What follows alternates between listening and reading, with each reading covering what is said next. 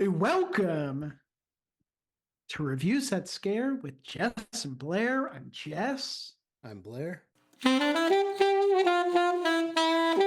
Blair, how are you? I'm doing pretty good, man. How are you? I am doing so well. We have a lot to chat about. First off, we have officially, genuinely excited about this, Yeah. cracked the top 100 list in comedy podcasts in Algeria. So South thank you Africa, to our baby. listeners. Yeah, thank you to our listeners everywhere, Yeah, but for especially sure. this episode. Thank you and shout out to our listeners in Algeria. We're very excited about this. Yeah, it's Um, pretty cool stuff. Pretty awesome seeing too that we have listeners kind of all over the world. That's Yeah, awesome. yeah, it's really So cool. shout out to you guys. We're also less than a week away from Calgary HorrorCon. Blairski, on a scale of 1 to so excited I might vomit and then cry and then vomit some more because I'm crying so much, but not because I vomited, but because I'm so excited for Calgary HorrorCon. Where would you say you're at? Simply just because I don't think I can repeat all that. I'm Mm. so excited. Yeah, I was saying I'd probably give it an 8 or a 9. Yeah, I'm pretty excited, man. Really looking Yeah, forward to it. yeah. This will be the third year that we've gone, and it's something where the Sunday where it ends, the Monday we're already going through withdrawal. We're all Yeah, ready to go back. can't wait till next Yeah, year yeah. already. This Very sounds excited. yeah, Yeah, so this is the weekend coming up. We're very excited. We'll be heading down Friday night and spending the weekend. We're excited. I'm very excited. And then finally, we're officially on to our second film of the month of June, aka Attack of the Killer What month? Attack of the Killer. And I can't wait What? to talk Attack of the Killer What? Uh, Anyways, I can't wait to talk about today's episode. Before that, what do you say we chat a little bit about some horror news? This is horror news. Blairski, you want to kick this off? Yeah, I do. So, new full trailers for Alien Romulus and Maxine have dropped. Both look absolutely fantastic, with Maxine coming out Yeah, July 5th, Alien Romulus coming out August 16th. Both will most likely be summer smash hits, and I cannot wait for either of them. absolutely. Yeah, absolutely. You and I watched you showed me the new Alien trailer at work. It was the first time that I had seen any kind of trailer, any kind of work from this new upcoming movie, and it looks insane. What I And showed then, you was yeah, only the teaser trailer for it. teaser, That wasn't just even a the full little trailer. taste. Yeah. It was just a little taste. And then, of course, Maxine, it looks great. I feel like a lot of the stuff used in this new trailer, it's stuff that we've already seen Yeah, from previous trailers. It looks so good though, and it'll be the perfect final installment to the X trilogy. possible. They were talking about a fourth Yeah. already. Oh, well, there you have it. We'll see. What else We'll you got? see. Only one thing. Finally, we have another beloved horror franchise turning into a TV series as Eli Roth is developing a Hostel TV series. To join the likes of other upcoming horror series, Welcome to Derry, Crystal Lake, and of course the still running series Chucky. No Yeah. other news on the Hostel series other than it will star Paul Giamatti, Oh wow, which is pretty awesome. Those two do a lot together. So I'm pretty that's excited for it. I huge. love the Hostel movies. I mean, Paul Giamatti was just nominated for an Academy Award. That's a big deal. Yeah. I'm curious what production company, what streaming service, what channel would pick up a Hostel series. HBO maybe is the only thing I can HBO think of. Max, Possibly yeah, Netflix, maybe, but I'm not too sure. yeah, yeah. Interesting, very interesting. I've got some exciting news as it was announced earlier this week that the 2002 horror survival game The Thing is What? getting a PC console remaster. Hell Yeah. yeah. It was originally produced by Computer Artworks and Black Label Games, and now thanks to Night Dave Studios, we will be seeing the remaster later this year. Blairski, I've watched the trailer earlier this week. Yeah, it looks fantastic. I'm gonna have to check it out after this It's episode.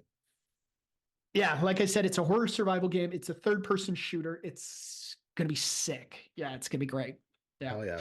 You'll be excited to know this. You're a big fan of Spirit Halloween, correct? Oh, who isn't though, right? Who isn't? And we all know that you're a big fan of the Terrifier franchise. Yes, sir. Well, it's official as Spirit Halloween will be selling an Art the Clown animatronic this year.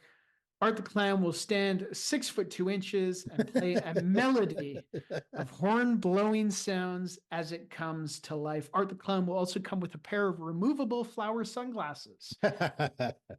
Art, where does it say here? As per the Spirit Halloween website, it will become available the first week of August. No price listed. Is this something that you might consider buying?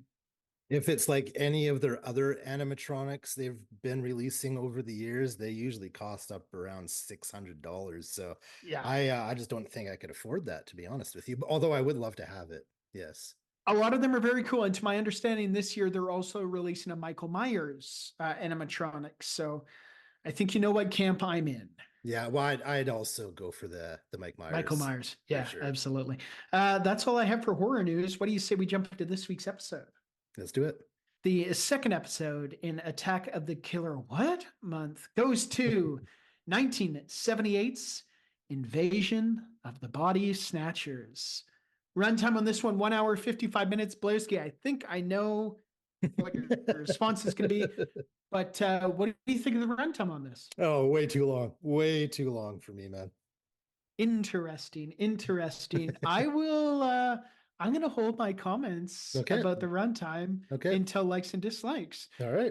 Let's jump into fun facts. Fun facts. Facts that are fun. Blairski got some fun facts for 1978's Invasion of the Body Snatchers. I do indeed. This first fun fact, I'm not sure I agree with, but we'll chat about it later. This movie is considered one of the best remakes ever made, as well as one of the best sci-fi movies of all time. It was also named 59th scariest film ever made. Fun fact that I'm not sure I agree with. Man, it's rare that we disagree on movies. Yep. On horror movies. I'm excited to get to the end of this episode and see where we stand on it. What else you got for fun facts? The 1992 episode of Darkwing Duck titled Twin Beaks is inspired by this film, which features mutant cabbages that try to replace all living beings on Earth, which is pretty awesome because I used to love Darkwing Duck growing up. Of course, yeah. Another fun fact, this is the final one I have for this movie, in Despicable Me 2, there is a scene showing a purple minion pointing and screaming at an ordinary minion disguised as a purple minion in a direct scene reference to the end scene of this movie, which is very epic, to say the least. It's I mean, that's great. And it's kind of funny. I think a lot of people, my wife, I had mentioned that I was watching this movie. She's like, oh, that's the one where the people point and do that voice thing. And it's like, well, yes. But I mean, in a movie that's an hour and 55 minutes, that only happens twice, I think. I only remember it once, and that's the very end. I remember the character Elizabeth does it as well, but that happens I mean, the movie is an hour and 55 minutes. The time Elizabeth does it is maybe an hour and 40 minutes in. So, yeah. I've got a couple fun facts here. Right at the beginning, we get a nice little cameo from the legendary actor Robert Duvall, who plays a bizarre priest swinging away on a swing set. Right on. I didn't notice that. Right from the get-go. I was like, is that Robert Duvall? And it was. Apparently, instead of payment, he received an Eddie Bauer jacket. Right on. Good for him. Pretty excellent. Yeah. Harry the Homeless Guy's banjo playing was performed by none other than frontman for the Grateful Dead, Jerry Garcia. Oh, right on, man. I definitely noticed that. I didn't realize it was Jerry Garcia, but I definitely pinpointed that.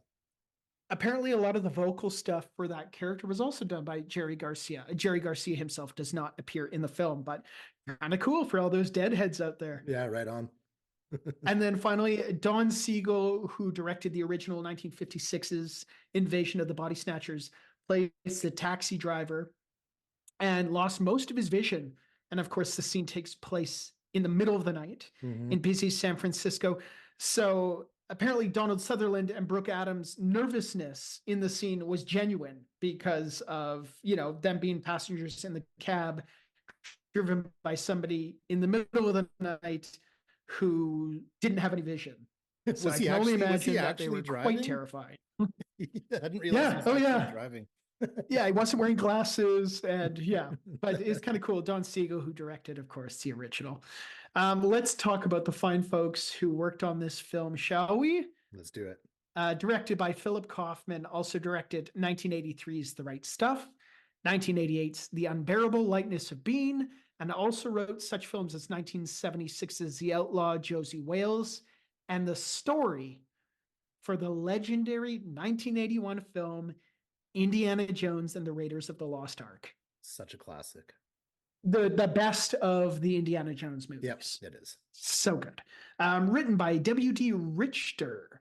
Also wrote 1986's Big Trouble in Little China, 1973's Slither, 1979's Dracula, and 1995's Home for the Holidays.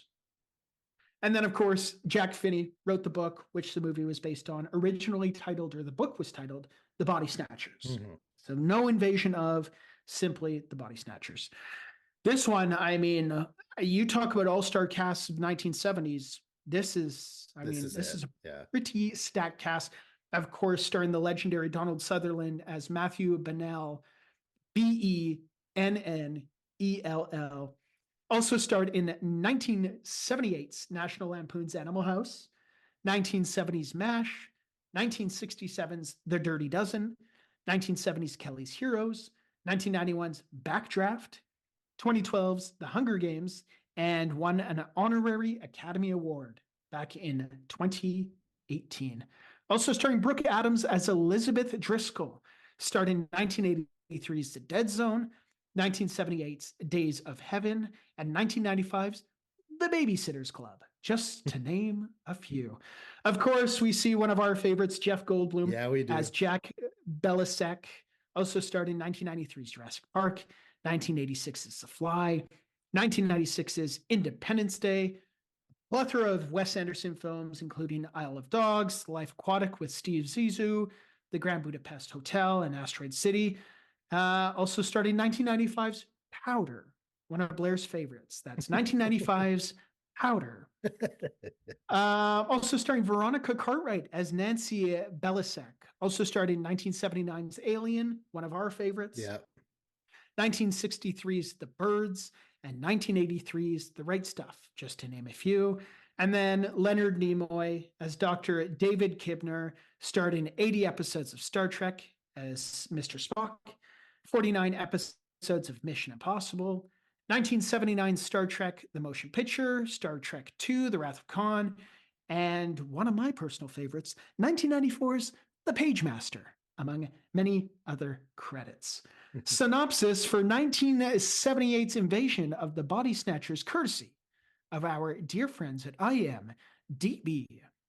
When strange seeds drift to Earth from space, mysterious pods begin to grow and invade San Francisco, replicating the city's residents one body at a time. Love Excellent. It. Yeah, that's excellent, a good one. excellent synopsis. Really good one. Yep. That leads us to kill count. Kill count. The time of the show we count the kills. Blairski, do we have a kill count for 1978's invasion of the Body Snatchers? So yeah, we do. I'm going with 17. Okay. But I mean, this could easily be the same as Us, where the entire world gets taken over. So in reality, the kill count could be in the millions, but we're going to go with 17 for this one. Anywhere between 17 and all of mankind. Exactly. Yeah, fair enough. This leads us to likes and dislikes. Likes, dislikes, likes, dislikes, and everything in between.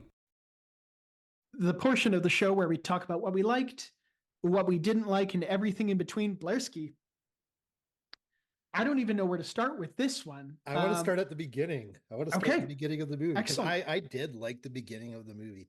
The beginning scene kind of showing how the Body Snatchers get to Earth how they adapt to our environment and kind of slowly start taking things over. I really, really enjoyed that beginning of the movie. Yeah, it felt very much like a Michael Bay directed intro. I mean, you got the It did, slow yeah. zoom into the world.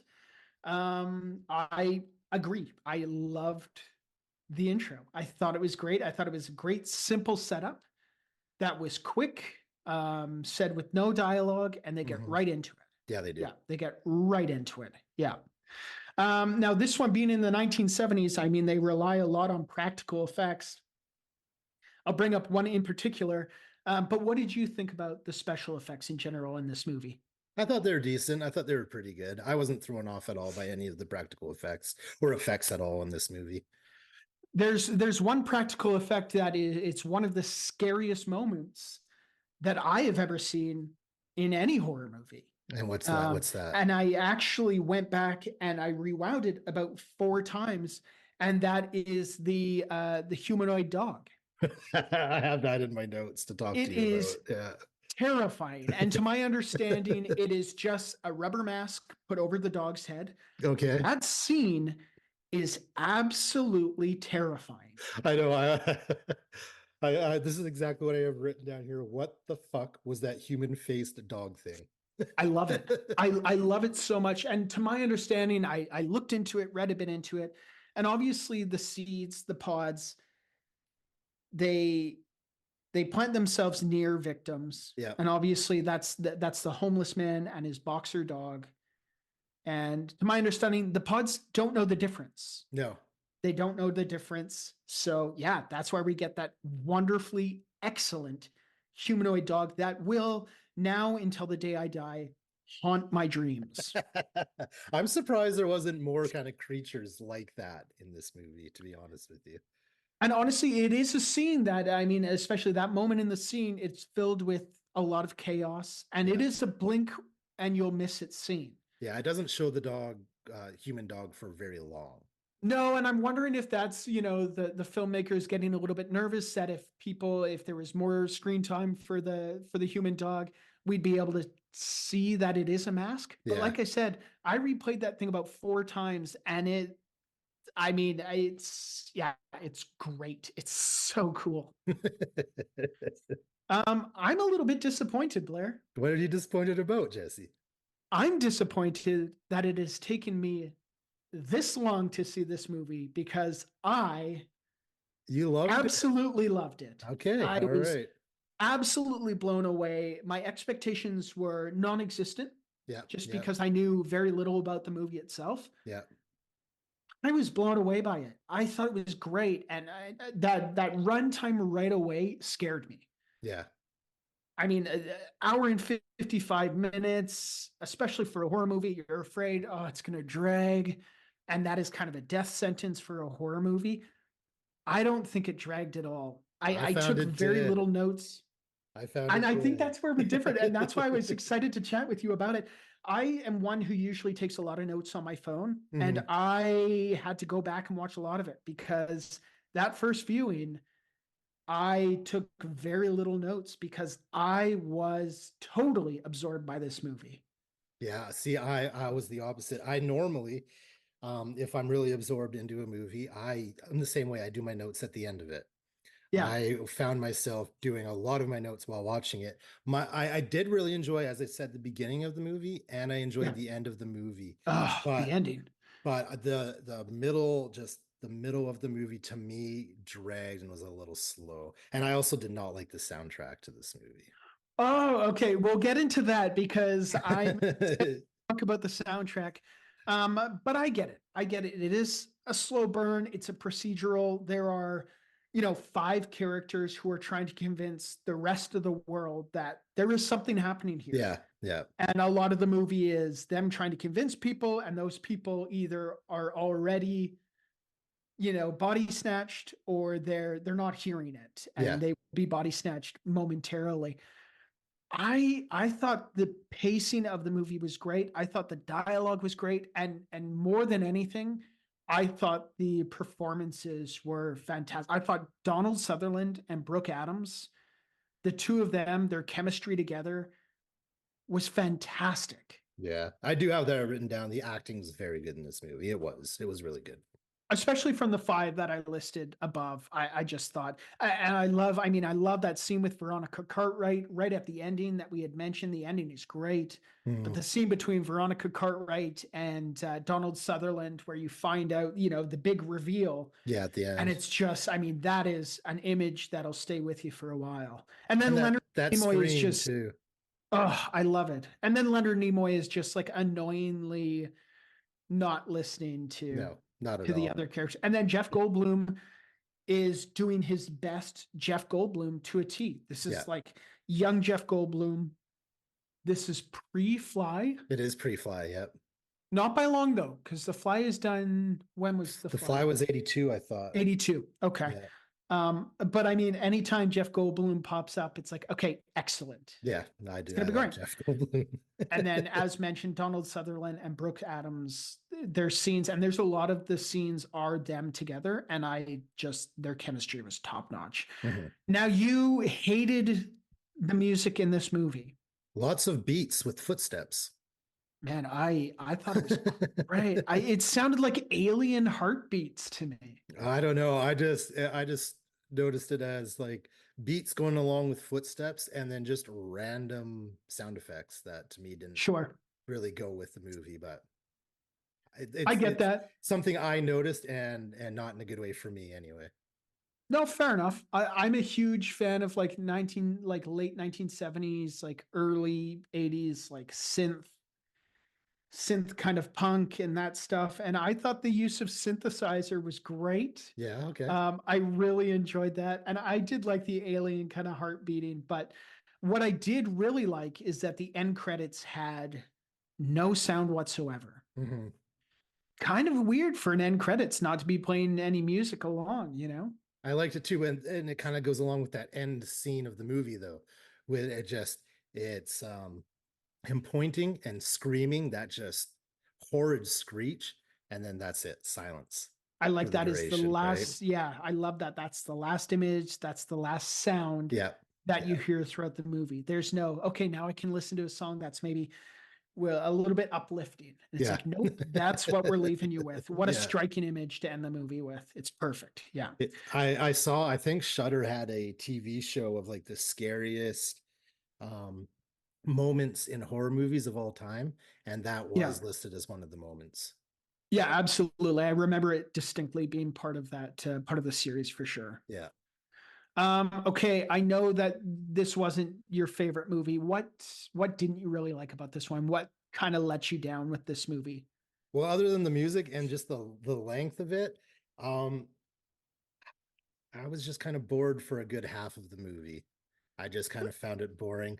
Um, that's really it though. It wasn't a bad movie. We've seen way worse movies. Agreed. Um, I couldn't really get into it. I wasn't kind of sitting at the edge of my seat like I have with some other films that I've watched. I feel like the Blob, it's very much of its time. Yeah, I know that there's been 4 entries into the Invasion of the Body Snatchers, I guess, franchise. there is one's pretty Um, recent actually. I think you're right. Yeah, this is the only one I've seen, and Me too. I mean, it left a very good impression with me. That's good though. That's good. I'm glad, and again, it's rare that we disagree on something we watch. I think we obviously select things that we know are going to fall into our wheelhouse, Yeah, the things that we and think we're at least going to enjoy, right? Yeah. and sometimes we're just pleasantly surprised, where it's one of us really loves it and one of us could take it or leave it. That's Terrifier 2, for example. Exactly, 100%, 100%. Yeah, great example, great example. Anything else you really liked about it? Anything else you were kind of questioned? Anything you No, wish you would have seen in the movie? nothing in particular, but I do have a question. Was there a garbage truck completely filled with rats? So to me, the garbage trucks, my understanding is, and I guess this is just reading online, so take it with a grain of salt. But to my understanding, what was in the garbage trucks was the remnants of the shells of the deceased humans. Oh, okay. Once their Okay. bodies, so it always kind of looked ashy or it looked like the contents of your vacuum cleaner when you emptied it out. Yeah, like a bunch of fluff almost. Exactly. So to Right, my yeah. understanding, it's like the remnants of the people who have already been snatched. When I was 'Cause watching it's it, always the I thought it same. was rats when I was watching it. I was like, is that just a whole bunch of rats in the back of that thing? It's always the same. It's always the same whenever, and they show the they show the garbage truck quite a few times in the They movie, do, yeah. and it's always the same. And I feel like they always make a good. They really point it out. They make a big deal about, oh, what is in there? What isn't? You know. So I like to think that it's the remnants of the people who have been snatched. It's one of those situations kind of like Shaun of the Dead, where everything around everybody is falling apart and no one seems to realize it, Yeah, you know? absolutely. And there's Or clues the people, everywhere. absolutely 100%. Or it kind of makes you question. It's like, okay, have they already turned? Have the garbage drivers, the trash men, have they already turned? Like, Mhm. who is, who they say they are? Who's already been snatched? It's a movie full of questions. It makes you question everyone Yeah, up that's until the very last moment of the movie. yeah. That's very true. That's very true. The last Yeah. thing I do have written here is we need to discuss that crazy thing Elizabeth does with her eyes. Yeah. What the hell was that, man?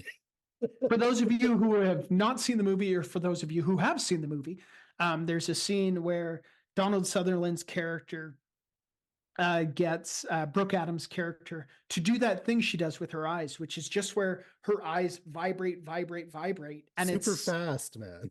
yeah, and it seems like something that it's like they found out that was something she could do, and it's like, oh, we got to use that in the movie. That's But where 100% it what doesn't happened. really fit, it doesn't move the story forward, it doesn't solve any problems the characters are facing. It's just something really cool, which noted and granted, it is something that's very, very cool. But Very it weird.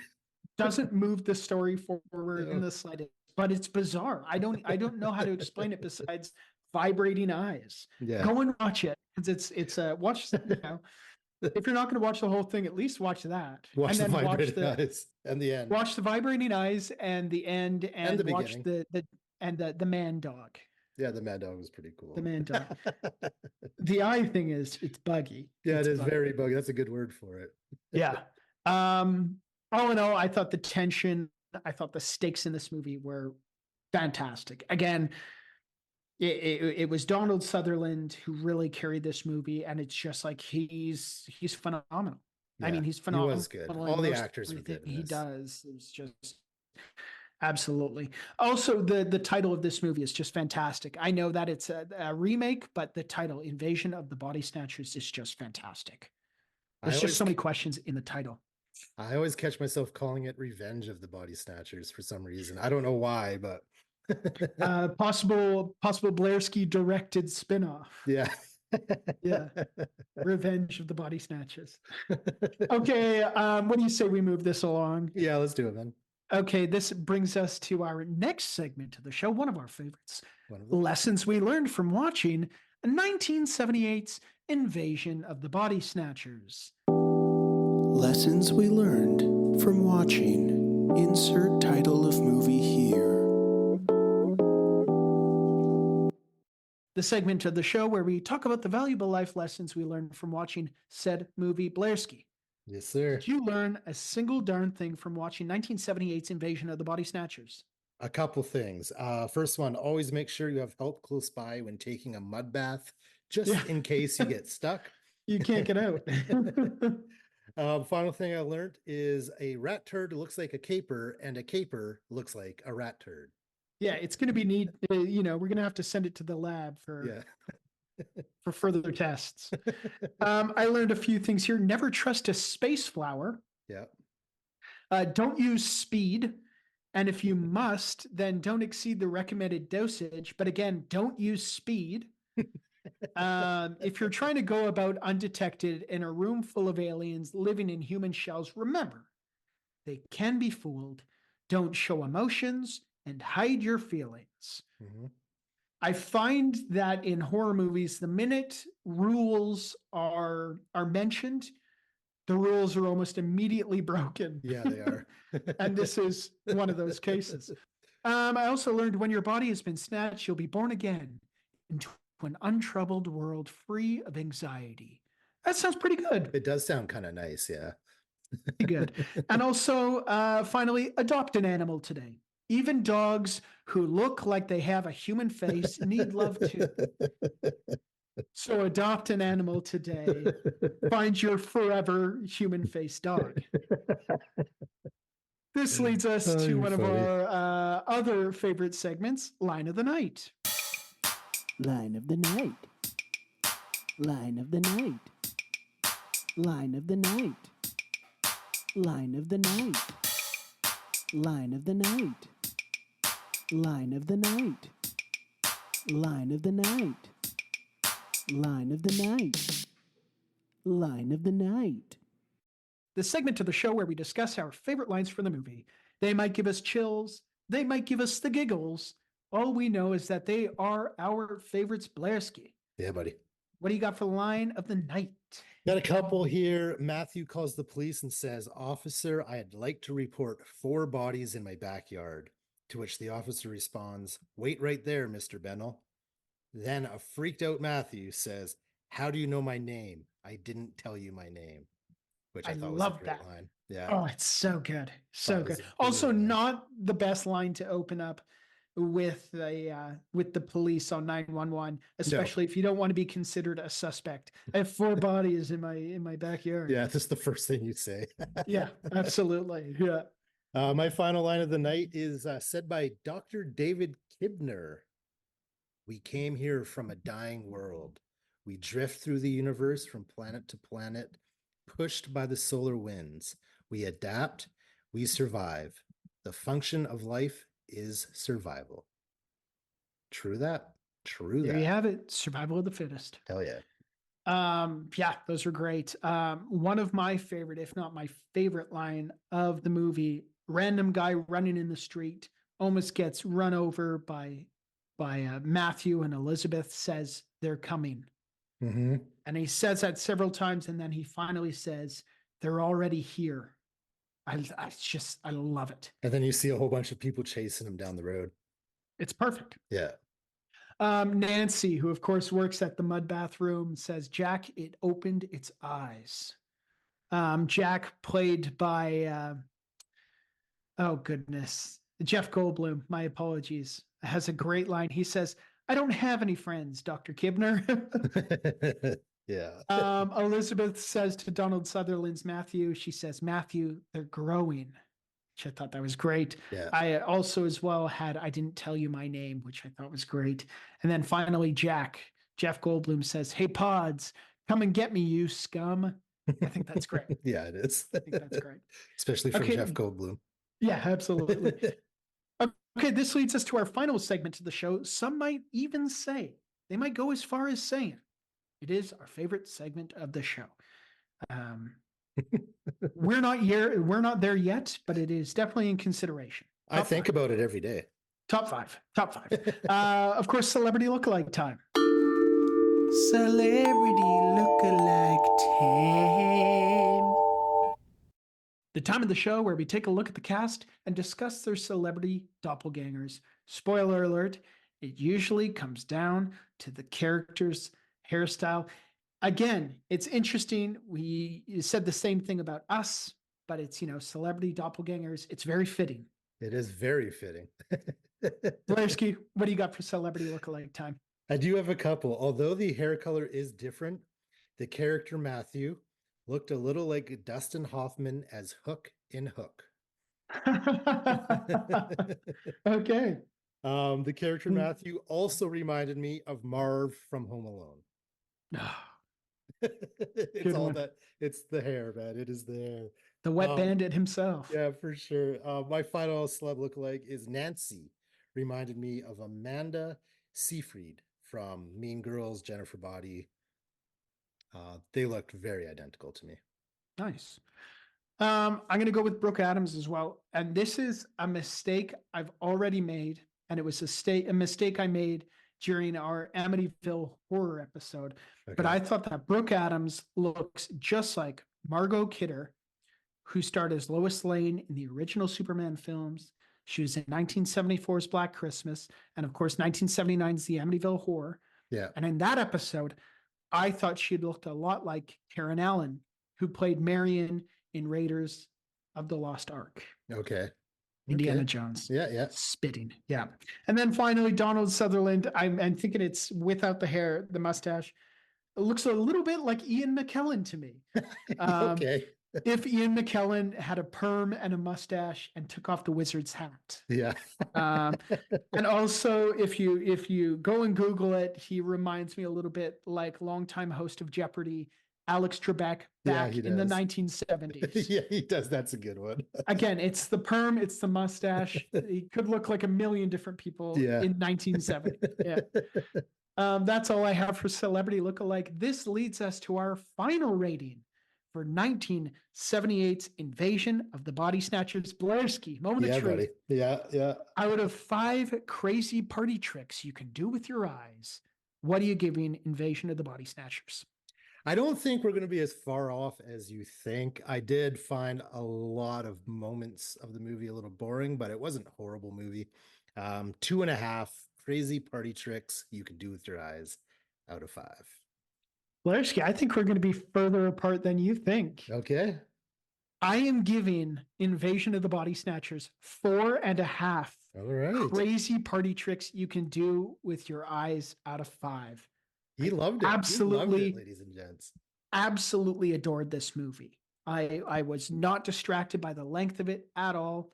I loved it. Well, that's Loved it. good. That's good. That's it. That's going to be the last episode we record Before the con.